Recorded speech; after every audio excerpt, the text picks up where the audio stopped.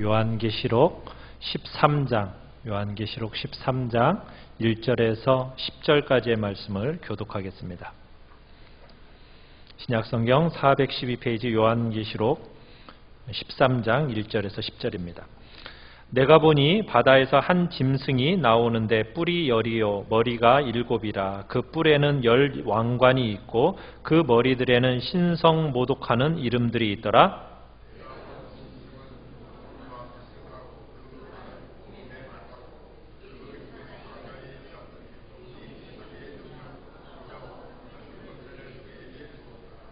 그의 머리 하나가 상하여 죽게 된 것 같더니 그가 그 죽게 되었던 상처가 나음에 온 땅이 놀랍게 여겨 짐승을 따르고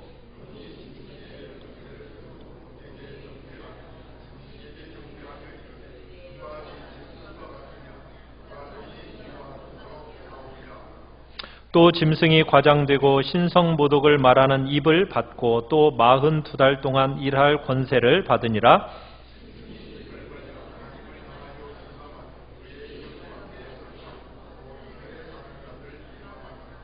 또 권세를 받아 성도들과 싸워 이기게 되고 각 족속과 백성과 방언과 나라를 다스리는 권세를 받으니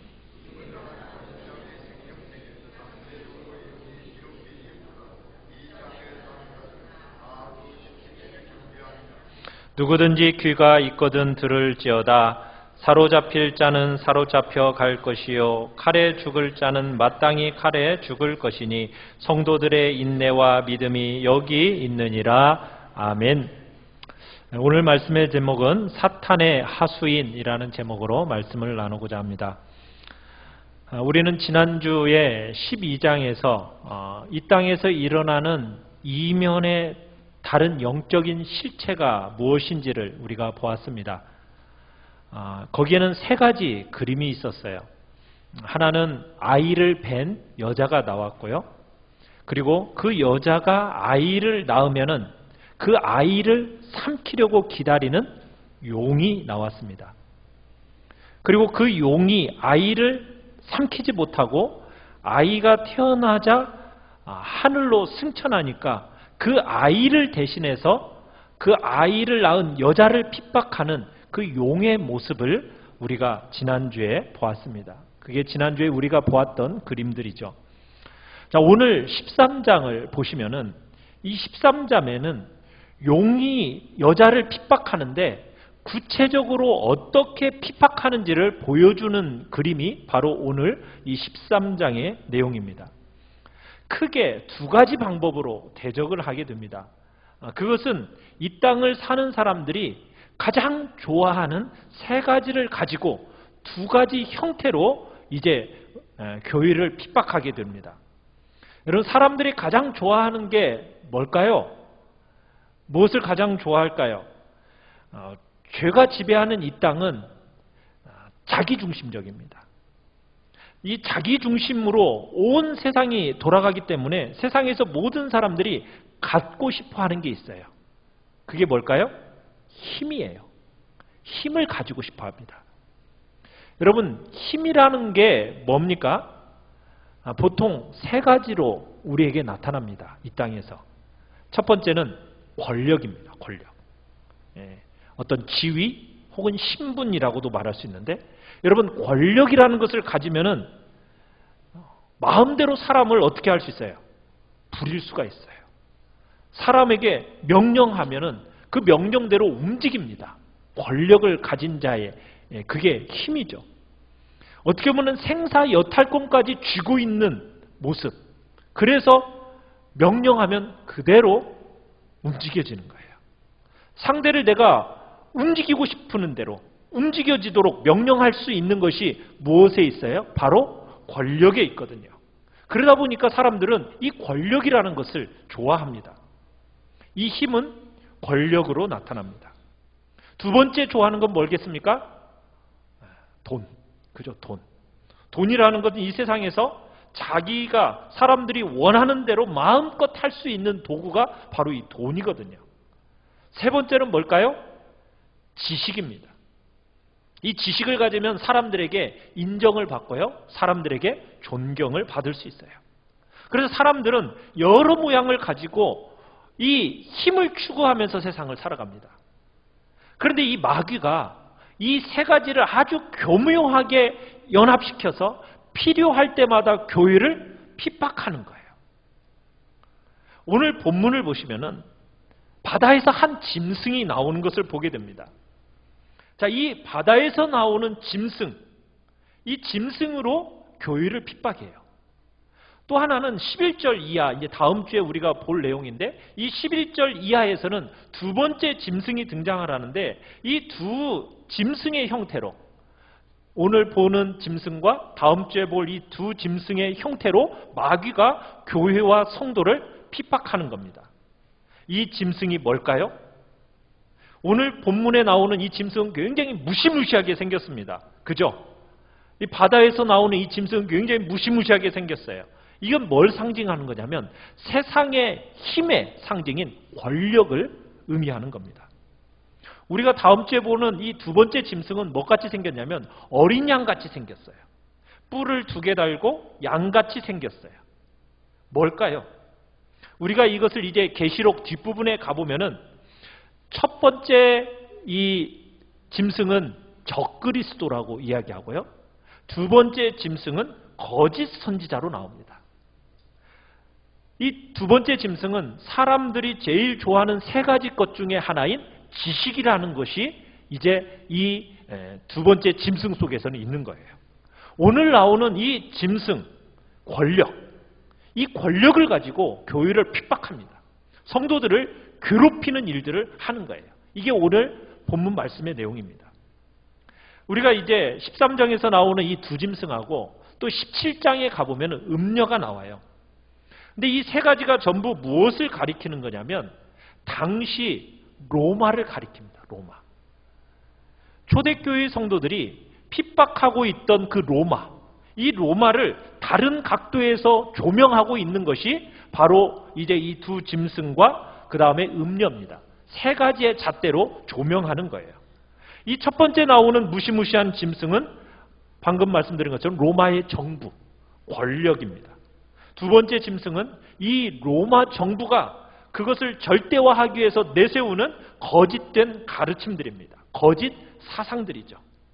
교회 안에서 혹은 교회 밖에서 가르쳐지는 거짓 선지자들의 거짓된 교훈입니다. 세 번째 음녀, 17장에 나오는 그 음녀는 또 다른 로마의 모습인데 부패된 문화입니다. 음란과 타락과 방종을 격려하는 부패한 문화. 이 3가지 형태로 마귀는 교회를 핍박하고 교회를 공격하고 교회를 죽이는 거예요.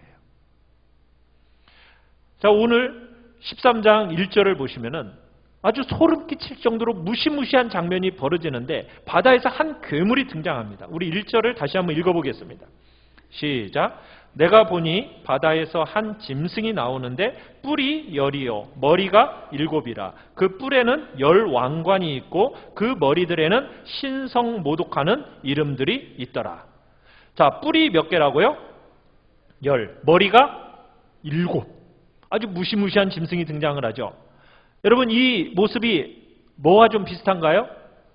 우리가 지난주 12장에서 봤던 그 교회를 대적하는 용하고 모습이 비슷하지 않습니까? 다른 점이 있다면 뭐예요? 앞에 용은 7머리에 7 왕관이었다면 여기는 뭐예요? 머리, 뿔이 10이고 거기에 왕관 10개가 있다라는 것. 이것만 달라요. 자, 이 짐승은 뭐냐면요. 이 짐승은 용의 하수인입니다. 용의 대리인이에요. 용이 직접 교회를 핍박하는 게 아니에요. 누가 핍박하는 거예요? 용이 교회를 핍박하도록 하수인을 고용하는 겁니다. 이게 바로 바다에서 나타난 짐승입니다. 그런데 이 짐승이 얼마나 권세가 있고 능력이 있고 지혜가 있는지 몰라요. 머리가 몇 개라고요? 머리가 7개예요. 그만큼 지혜롭다는 얘기예요. 뿔이 몇 개예요? 10개예요. 뿔은 뭘 상징한다고 그랬습니까? 힘이에요, 힘. 그러니까 그 권력이 얼마나 세고 강한지 뿔이 10개나 된다는 거예요. 자, 그러면서 이 짐승의 성질을 우리가 2절에서 보게 되는데 어떤 성질을 가지고 있는가 우리 같이 한번 읽어보겠습니다. 시작. 내가 본 짐승은 표범과 비슷하고 그 발은 곰의 발 같고 그 입은 사자의 입 같은데 용이 자기의 능력과 보좌와 큰 권세를 그에게 주었더라. 자, 이 짐승이 전체적으로는 어떤 모양을 하고 있습니까? 표범의 모양을 하고 있어요. 발은 무슨 발? 곰의 발. 입은요? 사자의 입이에요. 너무너무 사나운 짐승이 나온 겁니다. 머리도 총명하고 권세도 굉장히 많은데 너무나 사나워요. 땅에 있는 강한 짐승들은 다 갖다 붙여놨어요. 그렇지 않습니까? 여러분, 곰보다 더 힘센 짐승이 있어요, 없어요? 네? 없잖아요. 사자보다 더 사나운 짐승이 있습니까? 없죠. 표범보다 날쌘 짐승 없잖아요. 이 땅에서 가장 강력한 제국을 다 갖다 모아놓은 것, 그게 뭐라고요? 바로 로마입니다. 로마. 너무나도 탁월하고 강력한 이 짐승들의 장점을 다 갖다 놓은 짐승, 그게 로마 제국입니다. 왜 로마 제국을 이렇게 짐승으로 비유하고 있는지 아십니까? 이 로마 제국은 강력한 힘을 갖췄을 뿐만 아니라 그 제국은 너무나도 야만적이고 잔인한 제국이었어요. 원래부터 그런 건 아니었습니다. 그런데 어느 순간 이 온갖 짐승의 특색을 다 갖추고 있던 이 제국이 바로 이 로마였고 너무나도 잔인한 짐승으로 등장을 하고 있습니다. 그러면서 이 로마 제국이 어떻게 하느냐? 이 땅에 있는 교회를 핍박하는 거예요.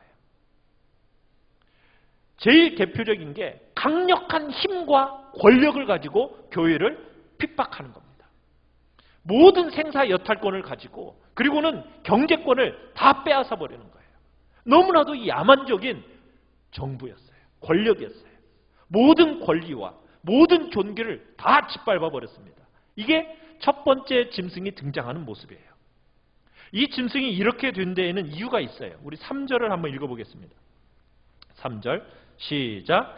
그의 머리 하나가 상하여 죽게 된 것 같더니 그 죽게 되었던 상처가 나음에 온 땅이 놀랍게 여겨 짐승을 따르고. 자, 절대 권력이 교회를 핍박할 때 아주 놀라운 일이 하나 생겼다는 거예요. 그게 뭐였느냐면 머리 하나가 어떻게 된 것 같았대요? 죽은 것 같았대요. 그런데 죽은 것 같다가 어떻게 됐어요? 살아나 버렸어요. 이게 무엇을 상징하는 것이냐면 모든 사람들이 깜짝 놀랄 만한 일이 일어난 겁니다. 불가능해 보였는데 그 불가능했던 보이던 일이 극복되기 시작하면서 어떻게 시작되느냐? 이 권력이 절대화되는 거예요. 권력이 절대화되기 시작하는 거예요.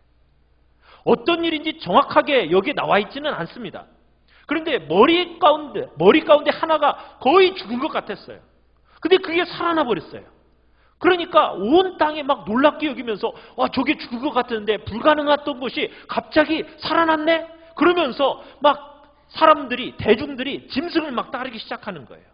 이상한 일이 일어났다라고 생각을 하면서 그 짐승을 주목하면서 따르게 되는 겁니다.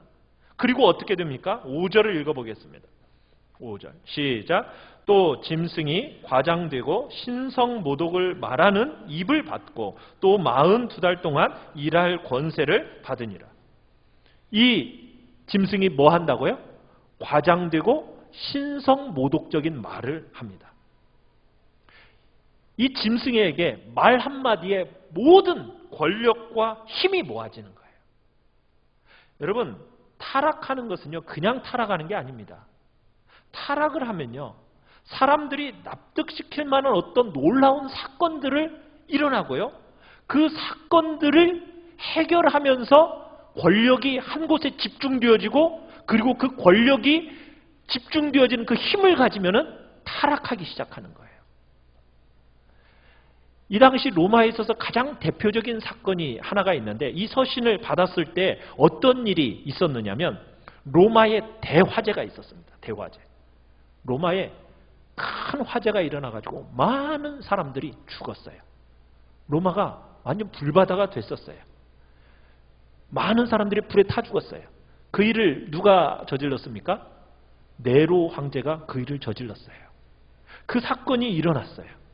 자, 그 사건이 일어나면서 네로 황제가 이것을 어떻게 타개해 나갑니까? 교회를 핍박하는 것으로 이 문제를 해결해 버립니다. 뭐라고 거짓 유언비어를 터뜨렸어요? 불을 교회 성도들이 불질렀다고 유언비어를 터뜨린 거예요. 그때 고통받고 신음하고 있던 이 로마 사람들이 어떻게 보면은 자신들이 그렇게 만드는 그 많은 사람들이 희생양으로 교회를 만들고 성도를 만든 거예요. 그러면서 정부에 힘을 모아줍니다. 그러면서 그 희생양인 교회를 향해서 핍박하고 사람들을 공격하고 사람들을 죽이는 거예요. 그러면서 그 로마의 대화제가 해소가 돼요. 문제가 해소가 돼버려요. 여러분, 이런 방식으로 절대 권력화되면서요, 교회가 공격받고 핍박 아래 있게 된 거예요. 권력이라는 것은요, 절대화가 되면요, 어느 순간에 절대화가 되느냐, 불가능해 보이는 어떤 일을, 큰 일을 딱 극복해내고 이겨내면은 힘이 한쪽으로 모아지는 거예요. 힘이 한쪽으로 모아지잖아요. 권력이 절대화되잖아요. 그러면은 타락하게 되어 있습니다. 사람 속에는 죄성이 있기 때문에 사람에게 힘이 딱 생겨지면은 사람은 뭐 하게 되어 있다고요? 타락하게 되어 있어요. 자그마한 권세를 가져도 금방 인간은 타락으로 가요. 그런데 절대 권력이 주어지면 인간은 말할 수 없는 타락으로 흘러가게 되어 있는 것이 인간입니다. 그 이면에 누가 있기 때문에요? 마귀가 있기 때문에. 마귀가 그런 방식으로 이제는 성도들과 교회를 핍박하는 거예요. 대적하는 거예요.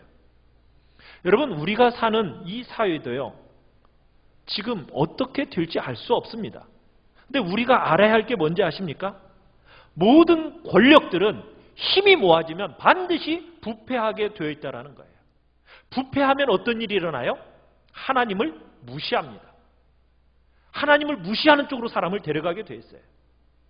이 세상은요, 힘을 가지고 있는 어떤 사람에게 힘이 쏠리면은 그 사람은 뭐 하냐면 과장된 입을 가지고, 5절에 말한 것처럼 과장된 입을 가지고 막 말을 하기 시작합니다. 그러면 많은 사람들이 거기를 추종하게 돼요. 그렇게 절대 권력을 갖게 되면 어떤 일이 생겨난다고요? 신성모독, 하나님을 대적하는 자로 드러나기 시작하는 거예요. 로마가 여러분 교회를 핍박했던 기간이 어떤 기간인지 아십니까?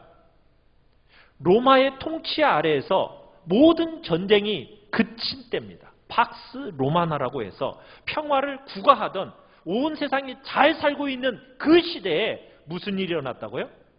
그때 로마 황제들은 교회를 핍박하기 시작했어요. 전쟁 가운데 있을 때는요, 이 황제들이 교회에 별로 신경 안 썼어요. 그런데요, 절대 권력이 한 사람에게 딱 집중이 되잖아요. 그 순간부터 평화가 오니까 하나님을 대적하는 자로 막 드러나기 시작하는 거예요. 그리고는 자신을 어느 자리에 앉혀놓는 겁니까? 하나님의 자리에 자기가 앉는 거예요. 그게 4절입니다. 우리 4절을 같이 한번 읽어보겠습니다. 4절 시작. 용이 짐승에게 권세를 주므로 용에게 경배하며 짐승에게 경배하여 이르되 누가 이 짐승과 같으냐, 누가 능히 이와 더불어 싸우리요 하더라. 세상은요, 힘 가진 사람 좋아하거든요. 그래서 자기가 그 자리에는 갈 수 없으니까 힘 가진 사람 편에 서는 거예요. 그리고선 그 사람에게 힘을 다 몰아주면서 뭐라고 얘기합니다. 누가 이 사람을 대적하겠는가 하면서 그쪽에 딱 달라붙는 거예요. 그러면서 어디를 핍박하기 시작하는 거예요? 교회를 핍박하기 시작하는 거예요. 피조물을 높이고 짐승을 높이고 용을 높입니다. 하나님이 서야 할 자리에, 그 하나님이 계셔야 할 자리에 용이 서고 마귀가 서고 마귀의 하수인이 서게 되는 거예요. 하나님께 드려야 할 경배를 마귀에게 드리게 된다는 거예요. 그러면요, 그때부터 어떻게 하는지 아세요? 집중된 권력을 가지고 무슨 일을 하느냐? 아까 5절에 봤던 것처럼 짐승이 과장되고 신성모독하는 말을 하고요. 끝없이 무슨 일을 하는가? 6절을 읽어보겠습니다. 시작. 짐승이 입을 벌려 하나님을 향하여 비방하되 그의 이름과 그의 장막 곧 하늘에 사는 자들을 비방하더라. 뭐 하기 시작한다고요? 하나님을 비방하고 교회를 비방하기 시작합니다. 7절을 읽어보겠습니다. 시작. 또 권세를 받아 성도들과 싸워 이기게 되고 각 족속과 백성과 방언과 나라를 다스리는 권세를 받으니. 권세를 받아가지고 이제 누구와 싸우기 시작해요? 교회와 성도와 싸우게 됩니다. 누가 이긴대요? 누가 이기게 된다고 얘기하고 있습니까? 권세를 받은 마귀의 사탄의 하수인 대리인들이 이기게 된다고 얘기하고 있습니다. 교회는 지고요. 세상 권력이 이기는 거예요. 여러분, 이 당시에 이 서신을 요한계시록을 받고 있던 초대교회 성도들의 모습이 그러했어요. 너무나 처참했습니다. 많은 성도들이 잡혀가고 옥에 갇히고 그리고 죽임을 당하고 짐승의 밥이 되고 화형당하고 서신을 쓰고 있던 이 요한은 어떻게 됐어요? 반모섬에 유배되고 완전히 교회가 괴멸되어 버리는 것 같았어요. 그런데 이 자리에서 우리가 늘 기억해야 할 게 있습니다. 우리가 살아가는 이 땅이요, 여러분 어떻게 될지 우리는 잘 모릅니다. 지금은 교회가 평안하죠.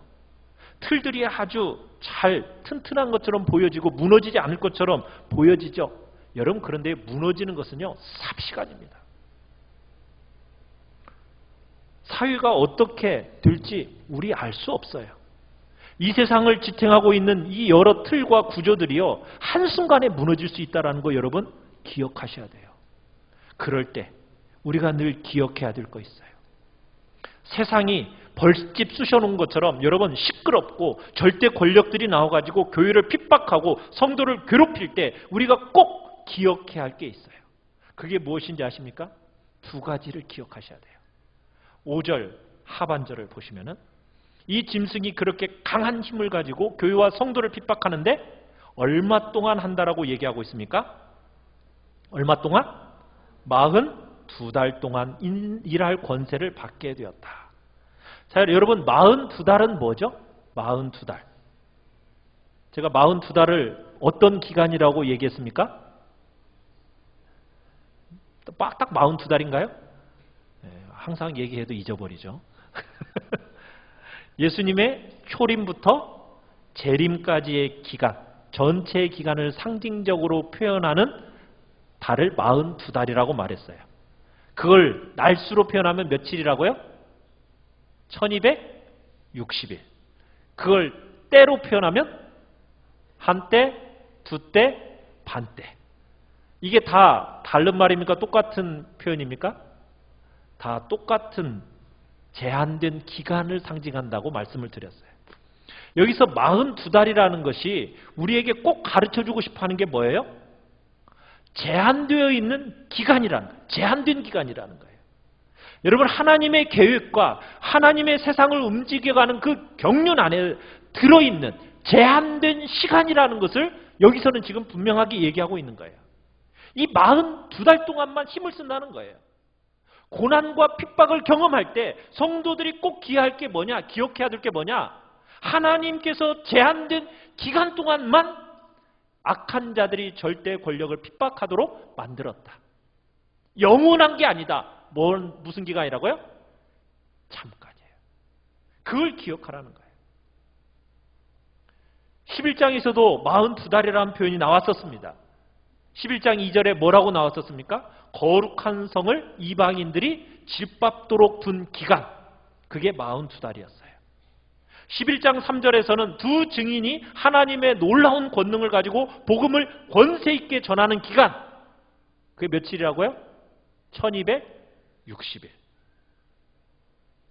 용어만 다르지 똑같은 이야기라고 얘기했어요. 12장 6절 14절에서도 교회를 핍박하는 그 용을 피해 여자를 양육하고 보호하는 기간, 한때, 두때, 반때, 그리고 1260일. 다 똑같은 기간을 다르게 적용하고 있는 것뿐이에요. 지상에 있는 교회의 아주 중요한 모습입니다. 여러분, 우리가 절대로 잊어서는 안 될 지상의 교회에서 가장 중요한 자기 정체성을 보여주는 그 날수예요. 42달, 1260일, 한때, 두때, 반때. 여러분, 이건 지상교회에 있어서 두 가지 아주 중요한 특징을 동시에 가지고 있다는 것을 우리에게 보여주는 거예요. 뭘 보여주냐면 여러분, 지난주에 예수님이 십자가에 죽으시고 3일 만에 부활하셔서 승천하셨어요. 승천하셔서 하신 일이 무슨 일이었죠? 하늘에서 우리를 참소하듯 누구를 쫓아냈습니까? 마귀와 그의 하수인들을 다 쫓아냈어요. 이제 마귀는 더 이상 우리를 참소할 수 있습니까? 없습니까? 참소할 수 없습니다. 마귀는 더 이상 우리 성도들을 해할 수 있는 힘이 있습니까? 없습니까? 없습니다. 그럼에도 불구하고 동시에 마귀가 쫓겨났지만 땅에서는 어때요? 권세와 힘을 발휘하고 있습니다. 그래서 공중 권세 잡은 자라는 표현을 씁니다. 왜? 이 땅에서는 우는 사자처럼 두루다니면서 사람들을 삼키려고 해요. 마귀가 우는 사자처럼 적극적으로 활동을 하고 있어요. 그래서 여러분들은 이 두 가지를 함께 붙들고 있어야 돼요. 마귀의 하나의 모습은 어떤 모습이라고요? 하늘에서 쫓겨난 권세가 없는 자의 모습이지만 또 하나의 모습은 또 어떻다고요? 이 땅에서 두루다니면서 우는 사자처럼 삼키려는 자의 모습이 있다는 거. 이 두 가지를 우리는 기억해야 돼요. 그러면서 교회 안에서도 이건 실제적으로 또 우리가 기억해야 될 게 있어요. 교회는요, 지난 11장에서 두 증인의 모습으로 보였습니다. 강력한 권세를 가지고 하나님의 말씀을 대변하는 모습이 나와요. 말할 수 없는 영광과 존귀를 입고 이 땅에 나타나는 교회의 모습이 있어요. 그렇지만 동시에 또 어떤 모습이 있습니까? 42달 동안에는 교회가 이 땅에서 어떤 경험을 하게 됩니까? 용이 핍박하고 가해하고 짐승들이 일어나서 찢고 정말 야만적이고 잔인하게 다루는 교회의 모습이 있어요. 그러니까 교회는 두 가지 모습을 이 땅에서 경험하게 되는 거예요. 하나의 경험은 어떤 모습이에요? 강한 모습이 있지만 또 하나의 모습은 어때요? 연약한 모습이 있다라는 거예요. 이 땅에서는 동시에 이 두 가지 모습을 함께 경험하는 게 교회입니다.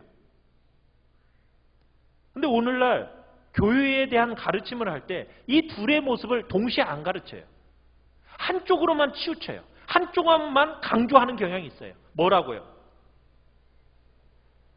그저 한쪽으로만 교회는 잘 된다, 이긴다, 승리한다. 여러분, 아니에요. 교회가 어떻게 해도 된다고요? 교회가 핍박당하고 그리고 짓밟히고 교회가 어떻게 보면은 죽임을 당한 것 같은 모습이 이 땅에서도 이 땅에서 있다라는 거예요. 두 가지를 우리 함께 보셔야 돼요. 한쪽만 치우쳐서 보면은 안 됩니다. 이 땅에 살아가는 교회는요, 핍박과 고난과 아픔을 겪게 돼요. 왜 그런다고요? 마귀가 자기 때가 얼마 남지 않은 줄 알고 화가 나서 이 땅에 내려왔기 때문에 땅을 살아가는 교회를 향해서 온갖 형태로 핍박하고 고통을 경험하게 하는 거예요. 성도들은 언제든지 이기기만 하는 게 아닙니다. 언제든지 처참하게 실패할 때가 있을 거예요. 짓밟히고 고통당할 때가 있다라는 거예요. 그렇지만 그것만이 전부는 아니에요. 그런 경험 속에도 또 하나님의 보호가 있고 하나님의 양육이 있다는 것을 우리는 또한 볼 줄 알아야 됩니다. 그래서 우리는 두 가지를 함께 잘 붙드셔야 됩니다. 생명의 말씀, 진리의 말씀이 권세 있고 능력 있게 나타나기도 하지만 한쪽에서는 강력한 힘을 가지고 이 세상에서 교회를 핍박하는 세력이 있어서 교회가 침체되고 고통과 핍박 속으로 들어가는 때가 있다라는 것. 한쪽으로만 너무 몰아가면요, 이단이 되기 쉬워요. 한쪽으로 밀어붙이면은 교회를 왜곡시키기가 쉽습니다. 우리는 그래서 항상 두 가지를 함께 붙들고 가셔야 돼요. 이 땅의 교회는 질그릇 같다. 그러나 질그릇 안에 뭐가 있어요? 보배가 담겨져 있다. 너무나 연약한 것 같은데 그러나 이길 수 없는 강력함이 교회 안에 있고, 너무 강력한 것 같은데 이 세상에서 밟히고 핍박받는 존재로 서게 되는 게 또한 교회다. 우리는 이 두 가지를 같이 붙드셔야 됩니다. 자, 그러면서 우리가 이와 같은 자리에서 참으로 핍박받는 자리에서 우리가 반드시 꼭 기억해야 될 게 뭐가 있느냐면 시간이 제한되어져 있다는 것을 기억해야 되고 더 중요한 것은 8절입니다. 우리 8절을 같이 읽겠습니다. 시작. 죽임을 당한 어린 양의 생명책에 창세 이후로 이름이 기록되지 못하고 이 땅에 사는 자들은 다 그 짐승에게 경배하리라. 자, 아무리 큰 고난이 일어나도 온갖 강한 짐승이 흉내를 가지고 교회를 잔인하게 핍박하고 찢어 놓아도 누구는 영원히 안전하다라고 얘기할까요? 하나님의 생명책에 이름이 기록된 자는 영원히 안전하다 얘기하고 있어요. 눈으로 보기에는 교회가 완전히 짓밟혀지고 정말 다 부서졌어요. 자, 그런데 하나님의 교회는 절대로 안전하다는 거예요. 어디에 기록된 자는요? 하나님의 생명책에 그 이름이 기록된 자는. 여러분, 성도는요 그냥 예수 믿는 사람이 아닙니다. 그저 예수 믿기로 작정한 사람을 성도라고 말하는 게 아닙니다. 성경은 성도를 뭐라고 얘기합니까? 오늘 본문에서처럼 생명책에 이름이 기록된 자들이 성도라고 얘기합니다. 우리의 생애에 있어서 어느 순간에 예수님을 믿기로 결심한 사람들, 이게 성도라는 정의가 아니에요. 성도의 정의는 뭐예요? 성경에서는 뭐라고요? 만세 전부터 하나님께서 예정하시고 택정하신 사람으로, 태어나기 전부터 택정받아 부름받은 사람, 그래서 그의 이름이 어디에 기록된 사람? 생명책에 기록되어진 사람, 그 사람이 하나님의 백성들입니다. 어떤 사람들은 이렇게 얘기해요. 야, 니 잘 믿어야 생명책에 이름 쓰여지는 거야. 너 그렇게 죄 짓고 잘못하면 하나님이 화이트로 지워버린대. 너 어쩌다가 은혜 받고 실수로 들어오면 또 하나님 옆에 또 적어놓을지 모르겠지만 너 그렇게 살면 안 돼. 생명책에 이름이 나왔다 들어갔다 수도 없이 그러면은 생명책이 모자랄 거 아니겠어요? 그죠? 그런 식으로 써진다면. 그렇지가 않아요. 여러분, 사람들의 생각에는, 우리들의 생각에는 그렇죠. 믿음의 태도와 우리의 태도와 우리의 믿음과 우리의 삶에 따라서 그 변할 수 있다고 생각하는 것이 우리에게는 합당하게 여겨질지 몰라요. 그렇지만요, 하나님의 성품에는 전혀 어울리지 않는 거예요. 성도는요, 그 이름이 생명책에 기록된 사람입니다. 하나님은요, 여러분 개개인을 개인적으로 다 아세요. 여러분의 이름을 개인적으로 아시고 개인적으로 사랑하시고 개인적으로 여러분들을 부르셔놓고 여러분들의 이름을 생명책에 다 기록해 놓으십니다. 목자 되신 그분이 여러분의 이름을 각자 부르시면서 각각의 이름을 다 생명책에 기록해 놓으신다고요. 우리가 이 땅을 살아가는 동안에 우리가 어떤 핍박과 고통과 불행과 좌절이 우리에게 찾아올지라도 우리가 견고하게 붙들고 주장할 수 있는 게 무엇이겠어요? 여러분, 우리를 우리 되게 하는 게 우리에게 달린 것이라고 하면 문제가 있을 거예요. 그런데 우리에게 달린 게 아니에요. 그렇다고 또 그냥 막 살아도 된다는 얘기를 하는 건 아닙니다. 구원에 합당한 열매가 있고 증거를 나타내야 여러분 그것이 우리를 우리 되게 하겠지만은 여러분 그것이 우리를 구원받게 하는 것은 그런 증거가 되는 것은 아니라는 거예요. 우리가 아무리 노력을 해도요, 하나님의 기준에 채울 수는 없는 거예요. 우리를 하나님의 백성 되게 하고 그의 온전한 기준을 채우는 것은 하나님의 만극하신 사랑인 거지 우리의 노력으로 우리의 힘으로 되어진 게 아니거든요. 만세전에 우리의 이름을 하나하나 불러서 생명책에 다 기록해 놓으셨습니다. 우리를 택정한 자로서 하나님께서 생명책에 우리의 이름이 기록되어 있어요. 여러분의 이름은 기록되어 있습니까? 기록되어 있는지 기록되어 있지 않은지 어떻게 알아요? 여러분 어떻게 아십니까? 여러분의 이름이 생명책에 기록되어 있는 거 어떻게 알아요? 확신이 있으세요? 여러분 우리의 마음속에 말씀이 믿어지는 것으로 알 수 있는 거예요. 말씀이 믿어지는 것. 그것이 우리의 택정의 외적인 증거의 하나입니다. 말씀이 믿어지는 거 여러분 아무나 믿어질 것 같죠? 그거 아무나 안 믿어져요. 절대로 말씀이 아무나 안 믿어집니다. 말씀을 믿고 말씀을 신뢰해서 여러분의 삶을 그 말씀에 맡기는 것은 누구나 할 수 있는 게 아닙니다. 오직 누구만이 그 일이 가능하다고요? 생명책에 기록된 믿음을 가진 자만이 이 일이 가능한 거예요. 사랑하는 성도 여러분, 여러분의 이름은 생명책에 기록되어져 있습니까?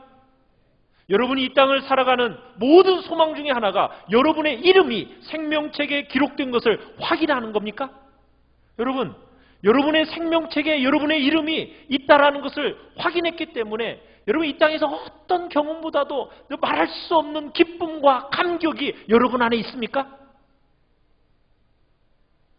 누가복음 10장에 가보면은 제자들이 70명한테 나가서 복음을 전하라고 그래요.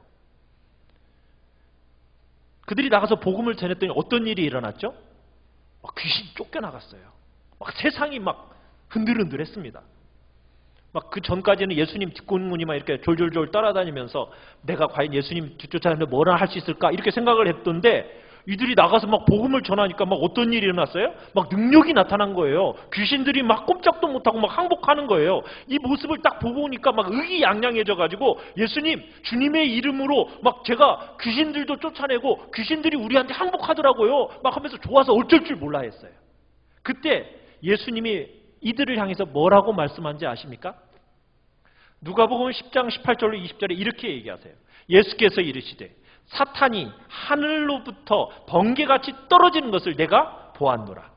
내가 너희에게 뱀과 전갈을 밟으며 모든 원수의 능력을 제할 권능을 주었으니 너희를 해칠 자가 결코 없으리라. 그러나 귀신들이 너희에게 항복하는 것을 기뻐하지 말고 너희 이름이 하늘에 기록된 것으로 기뻐하라 하시니라. 사랑하는 성도 여러분, 이 시대에 왜 이렇게 우리의 신앙이 약해질까요? 그것은요, 우리의 기쁨과 감격이 무엇인지를 모르니까 그래요. 우리의 기쁨과 감격을 어디에서 찾아야 될지를 모르니까 그래요.